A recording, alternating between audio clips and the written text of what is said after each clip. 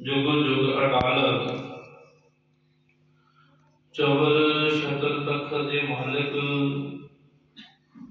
हाजरा हजूर, सर्व कला भरपूर सतगुरु साहिब श्री गुरु ग्रंथ साहिब जी आदि पावन पवित्र हजूरी विच सुभाईमान गुरु प्यारी गुरु सवारी सत संगत जीओ। वडभागी जन हो जो अमृत वेले की संभाल करके सतगुरु जी के पावन पवित्र स्थानां ते हाजरियां भर रहे हो। जिथे आप जी श्री आस्था जी की वार के कीर्तन श्रवण कर रहे थे, जो हुण पावन वचन अमोलक वचन आप जी ने श्रवण किए ने, सतगुरु धन धन गुरु अमरदास जी महाराज सच्चे पातशाह तिन्हां दी पावन पवित्र रसना तो उच्चारण किए हुए ये पावन वचन साहिब श्री गुरु ग्रंथ साहिब जी के पावन अंग 798 ते सुभाईमान हैं। सो आओ बड़े ही अद्भुत सत्कार दे नाल मन बिरतियां चित एकाग्र करिए और इन्हां पावन वचनां नूं अपने हृदय विच वसा करके सतगुरु जी दी खुशियां प्राप्त करिए। सतगुरु धन गुरु अमरदास सच्चे पातशाह जी सानू समझा रहे सन कि जिन्हां ने सच्चे दे नाल प्रीत जोड़ लई, जिन्हां दा प्रेम उस अकाल पुरख परमेश्वर के चरणां दे नाल पै गया, प्रीति जुड़ गई अकाल पुरख परमेश्वर के चरणां दे नाल, उन्हां दा जिहड़ा है अभिमान अहंकार है वो खत्म हो जाता है।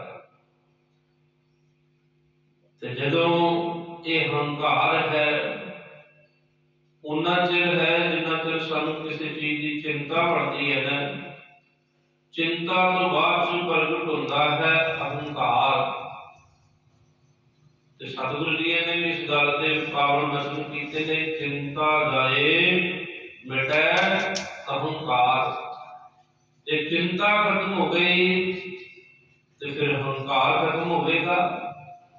हुण सवाल पैदा होगा कि अहंकार किवें अहंकार के खत्म किया जाए, चिंता खत्म कीते अहंकार खत्म होता है, और हुण चिंता किवें खत्म की जाए। सतगुरु जी वचन करते हैं कि सास सास सुंदरो गोबिंद मन अंतर की उतरै चिंत। जेड़ी तेरे मन दी अंदर दी चिंता मिटनी किवें है, श्वास श्वास सिमरन कीते।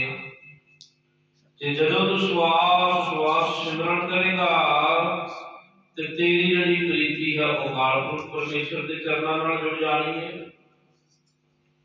जदों तू वाहिगुरू वाहिगुरू वाहिगुरू प्रेम दे विच भिज के उस मालिक नूं याद करेगा ते जिहड़ा तेरा है ध्यान वो वाहिगुरू के चरणां दे विच एकाग्र हुंदा जाना है। ज्यों ज्यों चित जुड़दा गया त्यों त्यों परमात्मा दे नाल सांझ गूढ़ी बनती जानी है। सतगुरु गुरु अमरदास सच्चे पातशाह जी सानू समझाउंदे ने, बंदिया कहत सुनत सभे सुख पावै। जिहड़ा उस सच्चे पातशाह जी नूं उस अकाल पुरख परमेश्वर नूं सुनदा है, जिहड़ा उहनूं गाउंदा है, वो सारे सुख पाते हैं। वो उस खजाने का आनंद माणते ने, उस खजाने का सुख माणते ने जिस खजाने वास्ते इस दुनिया ते आपां लोग आए हाँ। जिस खजाने को एकत्र करने वास्ते परमात्मा ने सानू इस संसार से भेजा है, मनुखा जामे की प्राप्ति की है, वो जीव वाहिगुरू के चरणां दे नाल जुड़ करके अपने अहंकार नूं मिटा करके चिंता मुक्त हो करके उस वाहिगुरू के चरणां दे नाल जुड़ करके ਤੇ ਆਪਣਾ ਜਿਹੜਾ ਹੈ ਸੁਖ ਮਾਣਦਾ ਹੈ। ਹੰਕਾਰ ਕਿਉਂ ਗਿਆ? ਕਿਉਂਕਿ ਬੰਦੇ ਨੂੰ ਮਿੰਟ ਵਿੱਚ ਹੰਕਾਰ ਘੇਰ ਲੈਂਦਾ ਹੈ ਤੇ ਹੰਕਾਰ ਮਨੁੱਖ ਨੂੰ ਅੱਗੇ ਵਧਣ ਨਹੀਂ ਦਿੰਦਾ। ਉੱਥੇ ਖੜਾ ਰੱਖਦਾ ਹੈ ਜਿੱਥੇ ਇਹਨੇ ਸ਼ੁਰੂਆਤ ਕੀਤੀ ਸੀ। ਜੇ ਬਾਣੀ ਪੜ੍ਹਨ ਲੱਗ ਗਿਆ ਤੇ ਹੰਕਾਰ ਨੇ ਜਨਮ ਲਿਆ ਕਿ ਮੈਂ ਬਾਣੀ ਪੜ੍ਹਦਾ ਹਾਂ। ਜੇ ਕਿਤੇ ਚਾਰ ਜੀਆਂ ਨੇ ਸਤਿਕਾਰ ਕਰ ਦਿੱਤਾ ਤੇ ਸਮਝਦਾ ਕਿ ਮੇਰੇ ਵਰਗਾ ਕੋਈ ਹੈ ਨਹੀਂ, ਉਸੇ ਵੇਲੇ ਜਨਮ ਲੈ ਲੇਗਾ। ਤੇ ਇਸ ਕਰਕੇ ਸਤਿਗੁਰੂ ਜੀ ਨੇ ਹੰਕਾਰ ਨੂੰ ਮਿਟਾਉਣ ਦੀ ਸਾਨੂੰ ਸਮਝ ਦਿੱਤੀ ਹੈ ਕਿ ਹੰਕਾਰ ਨੂੰ ਮਿਟਾਵੋਗੇ ਤੇ ਸੱਚੇ ਦਇਆ ਪ੍ਰੀਤਮ ਦੇ ਨਾਲ ਜੁੜ ਜਾਵੋਗੇ। ਤੇ ਜੇ ਸਾਡੇ ਅੰਦਰ ਹੰਕਾਰ ਦਾ ਤਿਨਕਾ, ਹਉਮੈ ਦਾ ਤਿਨਕਾ ਤੇ ਪ੍ਰਮਾਤਮਾ ਦੇ ਨਾਲ ਸਾਂਝ ਗੂੜੀ ਨਹੀਂ ਹੋਣੀ। ਜੇ ਅਸੀਂ ਸਿਮਰਨ ਕਰਦੇ ਹਾਂ ਤਾਂ ਕਹਿੰਦੇ ਹਾਂ ਕਿ ਅਸੀਂ ਕਰਦੇ ਪਏ ਹਾਂ। ਇਹ ਕਿਹਾ ਕਰੀਏ ਕਿ ਪ੍ਰਮਾਤਮਾ ਤੂੰ ਸਾਡੀ ਝੋਲੀ ਵਿੱਚ ਇਹ ਸਮਾਂ ਪਾਇਆ ਤੇ ਸਾਡੇ ਭਾਗ ਜਾਗੇ ਨੇ, ਨਹੀਂ ਤੇ ਕਿੱਥੇ ਉਹੀ ਦਿਨ ਹੁੰਦੇ ਨੇ, ਉਹੀ ਸਮਾਂ, ਉਹੀ ਘੜੀਆਂ, ਉਹੀ ਮਨੁੱਖ, ਸਾਰਾ ਕੁਝ ਕਾਇਨਾਤ ਉਹੀ ਹੈ। ਪਰ ਉਹ ਦਿਨ ਜਿਹੜਾ ਜਦੋਂ ਅਸੀਂ ਦਰਸ਼ਨਾਂ ਦੇ ਨਾਲ ਜਪਦੇ ਹਾਂ, ਉਹ ਘੜੀ, ਉਹ ਪਲ ਜਦੋਂ ਅਸੀਂ ਉਸ ਮਾਲਕ ਨੂੰ ਯਾਦ ਕਰਦੇ ਹਾਂ। ਤੇ ਇਹ ਵਚਨ ਆਣ ਕੇ ਸਤਿਗੁਰੂ ਜੀ ਦੇ ਅੱਗੇ ਝੋਲੀ ਹੱਟ ਕੇ ਕਹਿ ਰਿਹਾ ਕਰੀਏ ਕਿ ਤੁਮ ਕਰੋ ਦਇਆ ਮੇਰੇ ਸਾਈਂ, ਇਹ ਮੇਰੀਆਂ ਸਾਈਆਂ ਤੂੰ ਸਾਡੇ ਤੇ ਤਰਸ ਕਰ, ਸਾਡੇ ਤੇ ਦਇਆ ਕਰ, ਐਸੀ ਮੱਤ ਦੀਜੈ ਮੈਨੂੰ, ਐਸੀ ਤੂੰ ਸੁਰਤੀ ਬਖਸ਼ਿਸ਼ ਕਰ, ਐਸੀ ਮੈਨੂੰ ਸਮਝ ਦੇ, ऐसी मत दीजिए मेरे ठाकुर सदा सदा होते, सदा वास्ते तेरे याद करता रहा। ये मत दे मैनू कि मैं तेरी सिफत सलाह दे विच जुड़ जावां। ते जदों मनुख अपनी जिंदगी दे विच अगे वधदा ना ਤੇ ਕਈ ਚੀਜ਼ਾਂ ਉਹਦੀ ਜ਼ਿੰਦਗੀ ਦੇ ਵਿੱਚ ਨਵੀਆਂ ਜਨਮ ਲੈਂਦੀਆਂ ਨੇ। ਇਸੇ ਤਰ੍ਹਾਂ ਅਸੀਂ ਜਦੋਂ ਨਵੇਂ ਮਾਰਗ ਤੇ ਚੱਲਦੇ ਹਾਂ ਤੇ ਉੱਥੇ ਸਾਨੂੰ ਕਈ ਕੁਝ ਵੇਖਣ ਨੂੰ ਮਿਲਦਾ ਹੈ। ਜਿਵੇਂ ਆਪਾਂ ਹੁਣ ਘਰ ਤੋਂ ਨਿਕਲੇ, ਗਲੀ ਦੇ ਵਿੱਚ ਉਹੀ ਸਾਰਾ ਕੁਝ ਹੀ ਵਾਰ-ਵਾਰ ਸਾਡੀਆਂ ਅੱਖਾਂ ਤੱਕਦੀਆਂ ਨੇ, ਨਿੱਤੀ ਆਉਂਦਿਆਂ ਜਾਂਦਿਆਂ। ਤੇ ਜੇ ਇੱਥੋਂ ਅੰਮ੍ਰਿਤਸਰ ਵਾਲੇ ਰੋਡ ਨੂੰ ਪੈ ਗਏ ਤੇ ਉਸ ਰੋਡ ਤੇ ਕਈ ਚੀਜ਼ਾਂ ਸਾਨੂੰ ਵੇਖਣ ਨੂੰ ਨਵੀਆਂ ਤੋਂ ਨਵੀਆਂ ਮਿਲਦੀਆਂ, ਜਿਹੜੀਆਂ ਅੱਖਾਂ ਨੇ ਕਦੀ ਪਹਿਲੇ ਤੱਕੀਆਂ ਨਹੀਂ ਸਨ। ਇਸੇ ਤਰ੍ਹਾਂ ਜਦੋਂ ਅਸੀਂ ਸਿਮਰਨ ਦੇ ਵਿੱਚ ਜੁੜਦੇ ਹਾਂ, ਪਰਮਾਤਮਾ ਦੀ ਸਿਫਤ ਸਲਾਹ ਕਰਦੇ ਹਾਂ, ਫਿਰ ਪਰਮਾਤਮਾ ਦੇ ਰੋਡ ਤੇ ਚੱਲ ਕਰਕੇ ਅਨੇਕਾਂ ਹੀ ਵਸਤੂਆਂ, ਪਦਾਰਥ ਸਾਨੂੰ ਵੇਖਣ ਨੂੰ ਮਿਲਦੇ ਨੇ, ਸੁਣਨ ਨੂੰ ਮਿਲਦੇ ਨੇ, ਆਨੰਦ ਮਾਣਨ ਦਾ ਸੁਭਾਗ ਸਮਾਂ ਸਾਨੂੰ ਹਾਸਲ ਹੁੰਦਾ ਹੈ। ਤੇ ਜਿਉਂ-ਜਿਉਂ ਫਿਰ ਅੱਗੇ ਵੱਧਦਾ ਹੈ, ਤਿਉਂ-ਤਿਉਂ ਨਵੀਆਂ ਚੀਜ਼ਾਂ ਵੇਖਣ ਨੂੰ ਮਿਲਦੀਆਂ ਨੇ। ਬੜਾ ਅਚੰਭੇ ਵਿੱਚ ਲੱਗਦਾ ਕਿ ਆਹ ਕੀ ਹੈ, ਆਹ ਕਿਵੇਂ ਹੋ ਸਕਦਾ ਹੈ। ਅਚਰਜ ਹੋ ਜਾਂਦਾ ਹੈ ਕਿ ਇਹ ਮੇਰੇ ਨਾਲ ਵਾਪਰ ਕੀ ਰਿਹਾ ਆ। ਪਰ ਜਿਹੜਾ ਕਰੇਗਾ ਉਸ ਮਾਰਗ ਤੇ ਚੱਲੇਗਾ, ਨਜ਼ਾਰੇ ਵੀ ਤੇ ਉਹੀ ਦੇਖੇਗਾ ਨਾ। ਕਹਿਣ ਦੇ ਨਾਲ, ਸੁਣਨ ਦੇ ਨਾਲ ਕੁਝ ਨਹੀਂ ਹੋਣਾ। ਜਿੰਨਾ ਚਿਰ ਅਸੀਂ ਕਰਦੇ ਨਹੀਂ ਗੇ, ਸੁਣਦੇ ਨਹੀਂ ਗੇ, ਉਹਨਾਂ ਚਿਰ ਪ੍ਰਾਪਤੀ ਉਸ ਨਾਮ ਦੀ ਨਹੀਂ ਹੋਣੀ। ਉਸ ਮਾਰਗ ਤੇ ਚੱਲਣਾ ਪਵੇਗਾ। ਤੇ ਸਾਨੂੰ ਤੇ ਇੰਝ ਮਹਿਸੂਸ ਹੋਣ ਲੱਗ ਪੈਂਦਾ ਜੇ ਗੁਰੂ ਘਰ ਆ ਗਏ ਤੇ ਅੱਧਾ ਘੰਟਾ ਕਿਤੇ ਬੈਠ ਜਾਈਏ, 15 ਮਿੰਟ ਬੈਠ ਜਾਈਏ ਤੇ ਐਂ ਲੱਗਦਾ ਕਿ ਸਾਰੀ ਦਿਹਾੜੀ ਬਣ ਕੇ ਭਾਇਆ ਸਾਨੂੰ। ਸਵੇਰ ਤੋਂ ਹੀ ਅਸੀਂ ਬੈਠੇ ਹੋਏ ਹਾਂ, ਇੰਨਾ ਸਰੀਰ ਤੇ ਭਾਰ ਪੈ ਜਾਂਦਾ, ਇੰਨਾ ਲੋੜ ਪੈ ਜਾਂਦਾ ਕਿ ਬੜਾ ਕਸ਼ਿਸ਼ਾਂ ਲੈ ਲੈ ਕਰਕੇ ਬਣ ਕੇ ਇਹਨੂੰ ਬਿਠਾਈਦਾ ਆ, ਦਿਲ ਹੀ ਨਹੀਂ ਕਰਦਾ ਬੈਠਣ ਨੂੰ। पर जिस दिन प्रेम पै जाता ना उस रब की बाणी के नाल, उस रब के चरणों के नाल हिरदे तो जुड़ जाता जीव, उस दिन वाहिगुरू की बरकत जो हिरदे विच वस जाती है, फिर नहीं छड्डण नूं दिल करदा, फिर ते दिल करदा बस उसके चरणों के नाल जुड़े रहिए, फिर कोई चित ख्याल नहीं, बस उसके नाम की तार जिहड़ी है हिरदे विच खड़कदी रहती है। हर वेले हर घड़ी हर पल उन्हें याद करने दे विच समां बतीत हुंदा है। ते ओ भागां वालियां रूहां ने जिन्हां ने इस घड़ी नूं टच कीता, इस घड़ी का आनंद माणिया, चौपड़ा मार करके परमात्मा के चरणों के नाल जुड़ते हैं, सुरत जिन्हां दी टिकदी है, उन्हां ते गुरु दी नज़रां ने, ते सुरत भी उन्हां दी टिकदी है जिहड़े बैठते हैं। अस जाति सिमरन कर रहे सी, बच्चे नाल बैठे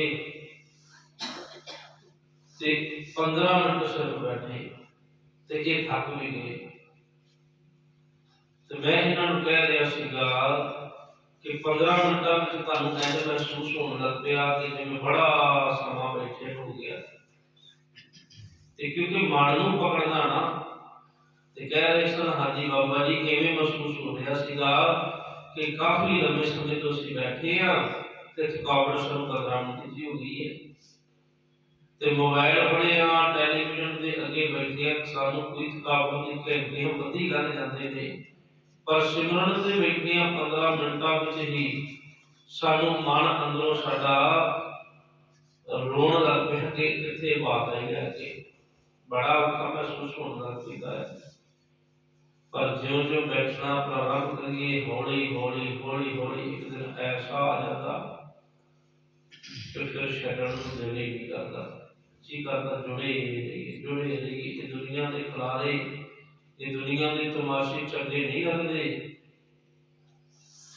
लोग उन्होंने कमला कहण दस पैंदे ने कि कमला इस दुनिया च नहीं विचरदा,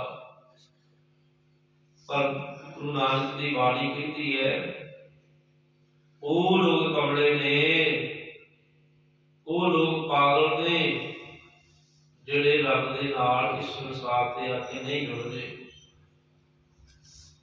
जिहड़े उसदी सिफत सलाह नहीं करते, पागल ते वो नहीं, क्योंकि उन्होंने पता ही नहीं लगा इस गल का कि ये मनुखा जन्म मिलिया किस काम वास्ते है, ये अखां ये तन किस कार्य वास्ते मिलिया सीगा, वो भुलेखे की लग करके होर ही प्यार दे विच होर मुहब्बत विच अपना समां बतीत कर गए, ते जिन्हां नूं पता लग गया, जिन्हां नूं ये समझ आ गई कि असीं किस कारण करके इस दुनिया ते आए हाँ, की करन आए हाँ, ते वो ते कहंदे वड्डे भागां वाला है,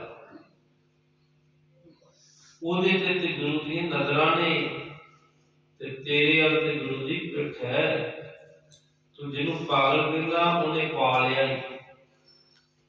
ते तू अपने आप को चतुर समझदा, अपने आप को सियाणा समझदा, तैनूं सतगुरु जी मूर्ख कहते ने, तैनूं गवार कहते थे, तू गवार है, तू मूर्ख है,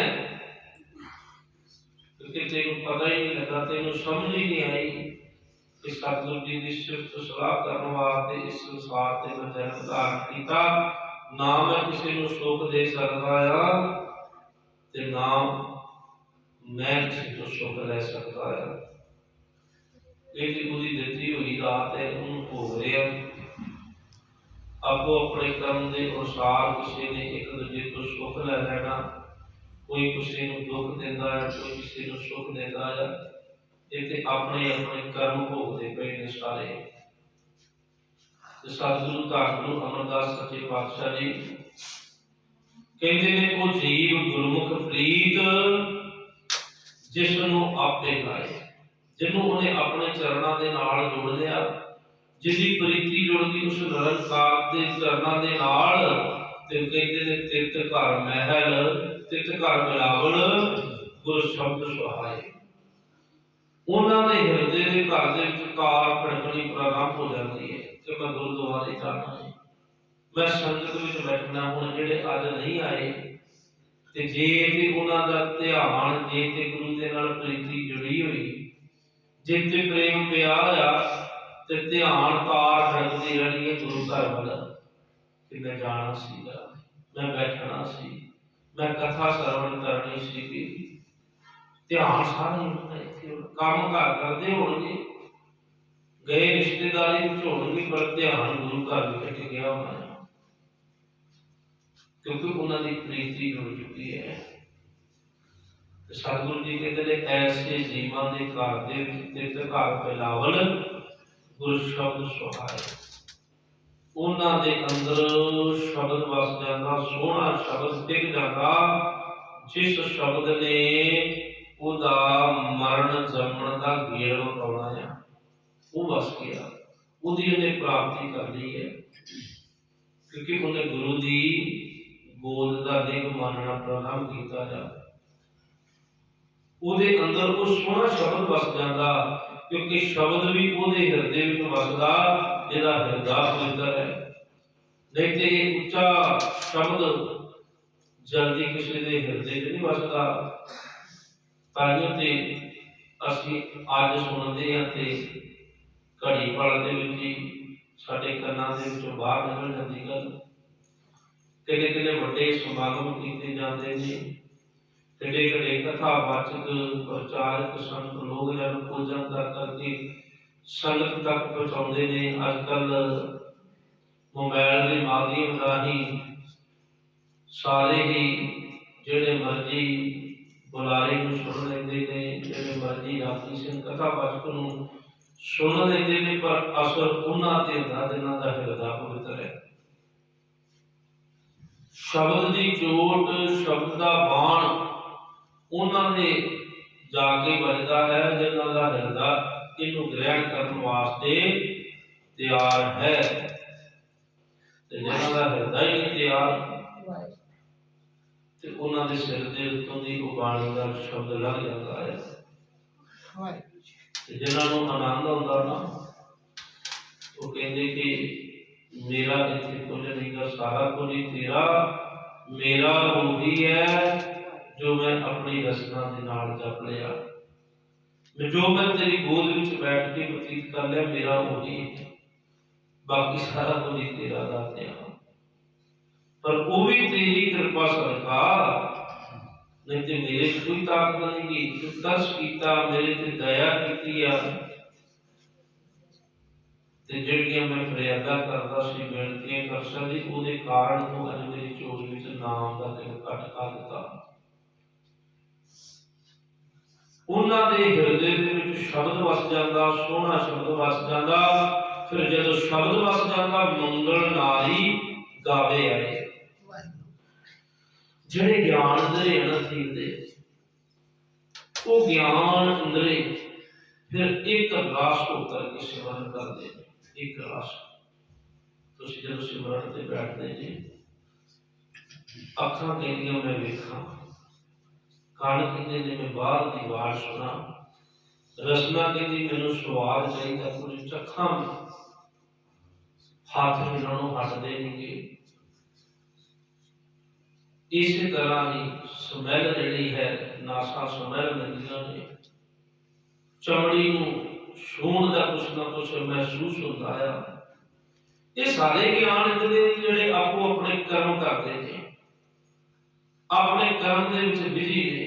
ਪਰ ਇੱਕ ਦਿਨ ਐਸਾ ਆ ਜਾਂਦਾ ਜਦੋਂ ਸ਼ਬਦ ਹਿਰਦੇ ਵਿੱਚ ਟਿਕ ਜਾਂਦਾ, ਸ਼ਬਦ ਦੀ ਸੁਰਤ ਵਿੱਚ ਸ਼ਬਦ ਦਾ ਵਾਸਾ ਹੋ ਜਾਂਦਾ ਹੈ। ਫਿਰ ਨਾ ਅੱਖਾਂ, ਨਾ ਕੰਨ, ਨਾ ਜੀਭ, ਨਾ ਇਹ ਨਾਸਾਂ ਬੰਦ ਹੋ ਜਾਂਦੀਆਂ ਨੇ, ਸਾਰਾ ਕੁਝ ਬੰਦ ਹੋ ਕਰਕੇ ਸ਼ਬਦ ਵਿੱਚ ਟਿਕ ਜਾਂਦਾ ਜੀਵ। ਬਸ ਉਸ ਸ਼ਬਦ ਦਾ ਹੀ ਰਸ ਇਹਨੂੰ ਦਿਲ ਦੇ ਘਰ ਵਿੱਚ ਪ੍ਰਾਪਤ ਹੁੰਦਾ, ਉਹਨੂੰ ਛੱਡਣ ਨੂੰ ਦਿਲ ਨਹੀਂ ਕਰਦਾ। ਹੁਣ ਤੇ ਅੱਖਾਂ ਵੀ ਸਰੀਰਕ ਤੌਰ ਤੇ ਬਿਲਕੁਲ ਡੈਡ ਹੋ ਚੁੱਕਾ ਆ। ਅੱਖਾਂ ਬੰਦ ਨੇ, ਕੰਨ ਬੰਦ ਨੇ, ਨਾਸਾਂ ਬੰਦ ਨੇ, ਜੀਵ ਨੇ ਹਿੱਲਣਾ ਬੰਦ ਕਰ ਦਿੱਤਾ। ਹੁਣ ਦੁਨੀਆ ਦੇ ਸਵਾਦਾਂ ਤੋਂ ਖੜਾ ਛੁੱਟ ਗਿਆ ਹੈ। ये रसना तू अन रस राख रख। तेरी प्यास ना जाए होत कितै जिचर। जिन्ना चिर हर रस पल्ले न पाए, हरि दे नाम दा रस नहीं तेरे पल्ले विच आंदा, उन्हां चिर ये दुनिया दे सवाल तू नहीं छड्ड सकदी, उन्हां चिर तू त्याग नहीं सकदी। ते जदों वो रस इन्हां ज्ञान इंद्रियां दे राही तू प्राप्त कर लिया, ते फिर वेखी आनंद जिंदगी दे विच। तुसीं बैठदे जे ना सिमरन ते, ते वेखियो कदी साडियां लत्तां हिलण लग पैंदियां, कदी साडियां बाहां, कदी किते खारश होण लग पैंदी है,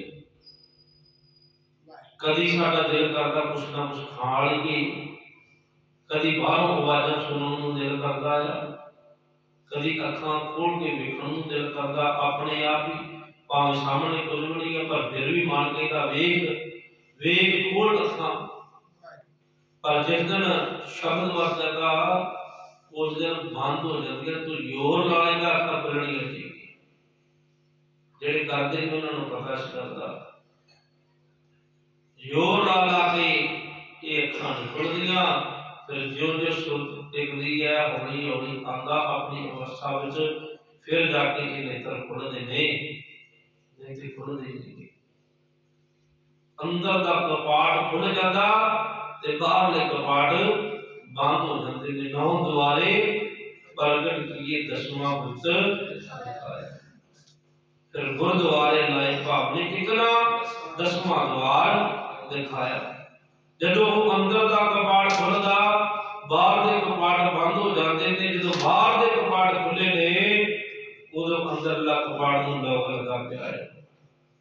जे उन्होंने कपाट नूं खोलना बाहरों बंद करने पैने ने, बाहरों बंद कर करके फिर अंदर पहुंचांगे। जदों फिर पहुंच गए उस कपाट दे विच, उत्थे खजाना ही खजाना है।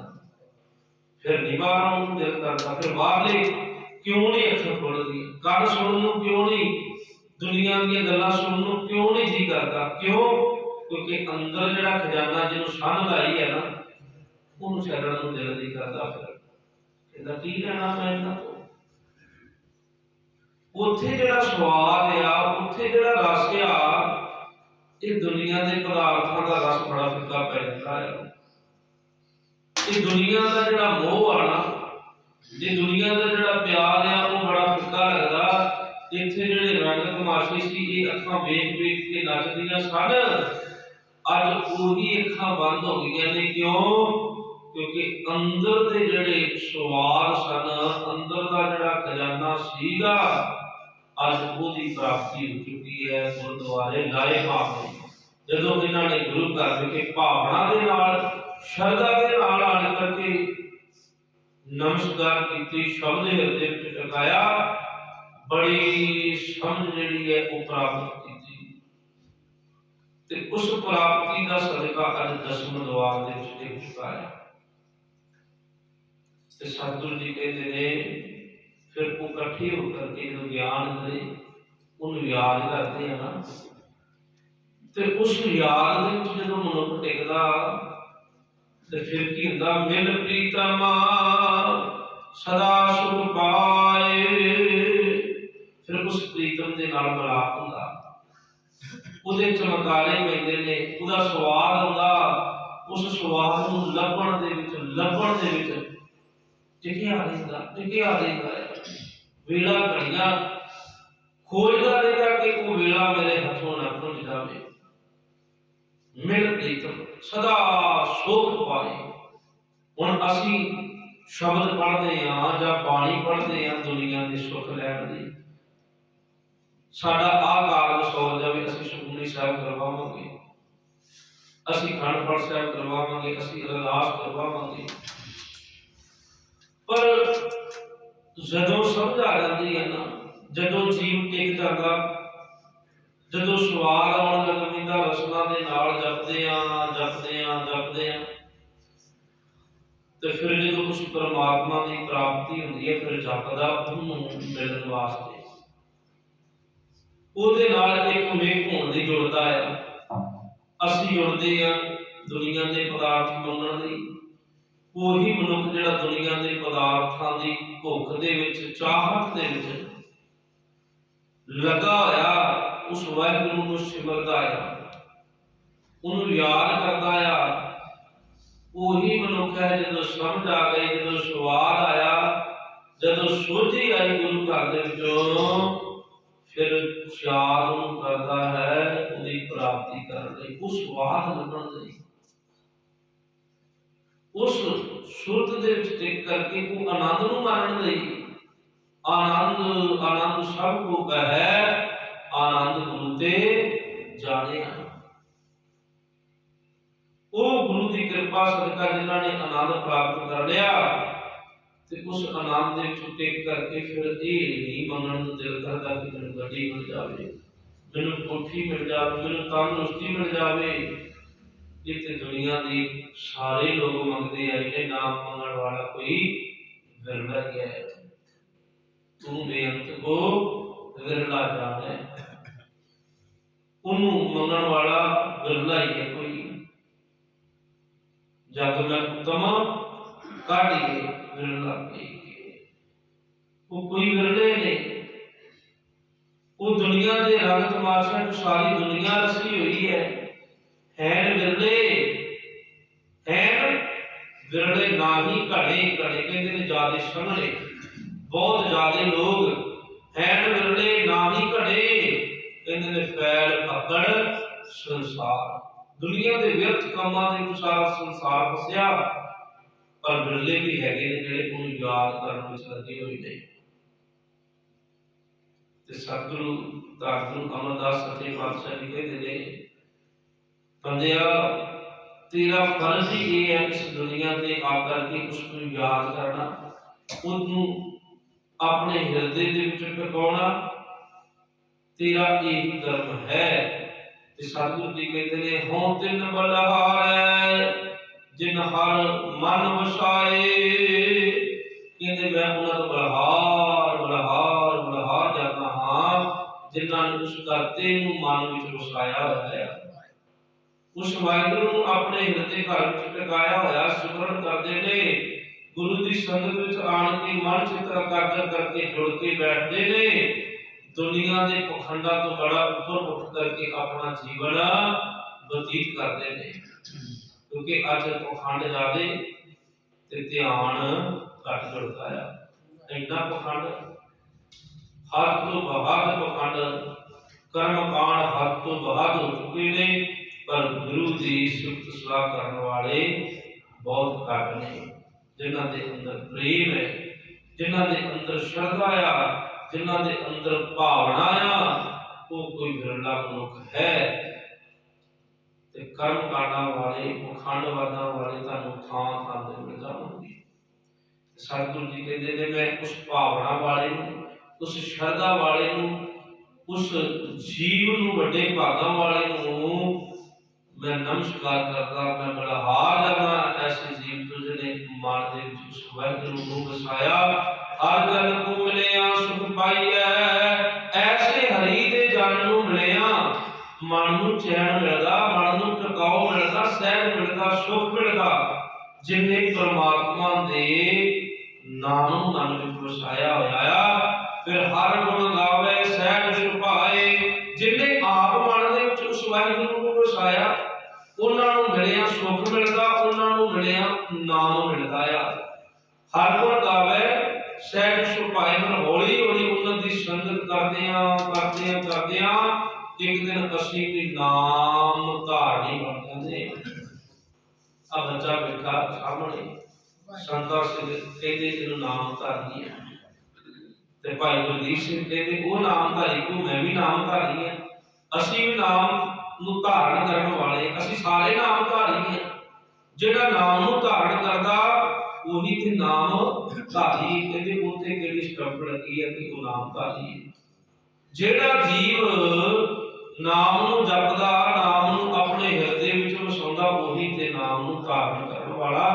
ਕਹਿਣ ਦੇ ਨਾਲ, ਮੰਨਣ ਦੇ ਨਾਲ ਦੀ ਗੱਲ ਬਣਦੀ, ਨਾਮ ਨੂੰ ਧਿਆਉਣਾ ਪੈਣਾ, ਆਪਣੇ ਹਿਰਦੇ ਵਿੱਚ ਵਸਾਉਣਾ ਪੈਣਾ।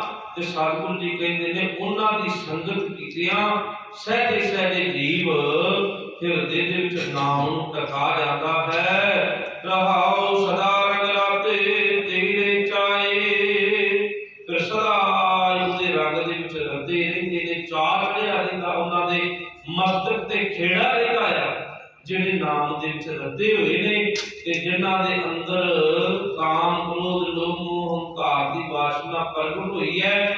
ਉਹ ਰੋਂਦੇ ਕਰਲਾਉਂਦੇ ਖਸਲ ਖੁਆਰ ਹੁੰਦੇ ਹੋਏ ਆਪਣੇ ਦਿਨਾਂ ਪ੍ਰਤੀ ਜਿਹੜਾ ਆਪਣਾ ਸਮਾਂ ਬਰਬਾਦ ਕਰ ਲੈਂਦੇ ਨੇ, ਉਹ ਗਰਕ ਕਰ ਲੈਂਦੇ ਨੇ ਆਪਣੇ ਸਮੇਂ ਨੂੰ। ਪਰ ਜਿਹੜੇ ਉਸ ਨਾਮ ਦੀ ਬਰਕਤ ਦਾ ਸਦਕਾ, ਉਸ ਵਾਹਿਗੁਰੂ ਦੀ ਕਿਰਪਾ ਦਾ ਸਦਕਾ ਆਪਣਾ ਜਿਹੜਾ ਜੀਵਨ ਹੈ ਉਹ ਖਿੜ ਖਿੜ ਕੇ ਹੱਸ ਹੱਸ ਕੇ ਬਤੀਤ ਕਰਦੇ ਨੇ। ਸਮਾਂ ਉਹ ਵੀ ਬਤੀਤ ਕਰਦੇ ਨੇ ਤੇ ਸਮਾਂ ਰੱਬ ਦੇ ਪਿਆਰੇ ਵੀ ਬਤੀਤ ਕਰਦੇ ਨੇ।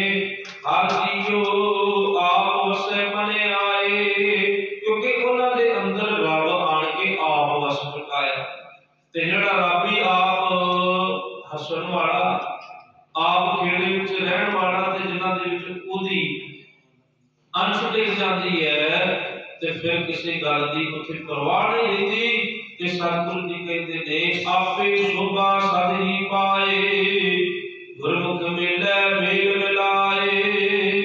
ਹੁਣ ਜਿਹੜੀ ਸ਼ੋਭਾ ਹੈ ਨਾ, ਜਿਹੜੀ ਵਡਿਆਈ ਹੈ ਦਾਤੇ ਦੀ, ਉਹ ਹੁਣ ਉਹਨਾਂ ਦੇ ਹਿੱਸੇ ਆ ਗਈ। ਸੱਚੇ ਮਾਰਗ ਚੱਲਦਿਆਂ ਉਸਤਤ ਕਰੇ ਜਹਾਨ।